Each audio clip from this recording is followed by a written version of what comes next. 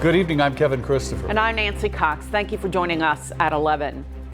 No spending cuts, but a couple of new taxes. That's the message Governor Andy Beshear delivered to the legislature tonight. In laying out his $23 billion budget, the governor highlighted his top priorities: education, health care, and pensions. But Republicans are complaining about being shut out of the process. LEX 18's Mike Valenti has tonight's big story at 11. Governor Andy Beshear calls it an education-first budget. So an investment in education is an investment into forever changing our future. This investment must start with our teachers. The investment comes in the form of a $2,000 salary increase for teachers across the state. The governor also wants to restore teacher loan forgiveness and teacher scholarship programs, plus provide $18 million for school safety. That's every dollar the Kentucky School Board Association said they needed for statewide security upgrades. Beshear's plan also fully funds Medicaid and Medicaid expansion, the pension system, and gives state employees a 1% raise each year. Those are just some of the highlights of the budget, which avoids spending cuts for the first time in 14 years.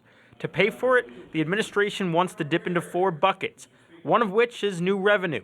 This is assuming they'll be able to get sports betting passed, as well as a proposed cigarette tax and vaping tax unveiled tonight.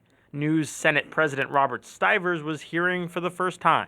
I've been here a long time, and I don't recall any time that the press has been briefed and we haven't. The first time we had any knowledge of the subject matter was an hour ago. Stivers and House Speaker David Osborne aimed their frustration mostly at the process, noting that the governor held a briefing for media earlier in the day, but lawmakers had no advance knowledge. Not a single legislator in the body, majority or minority, was briefed on this budget prior to it hitting the floor just a little while ago. So I find that to be just a little disconcerting. Osborne also said Beshear's budget doesn't go far enough on school safety, noting it only addresses the $18 million for school building upgrades. I think to choose to ignore the mental health side of this is woefully short. But as both leaders made clear, this is just a proposal.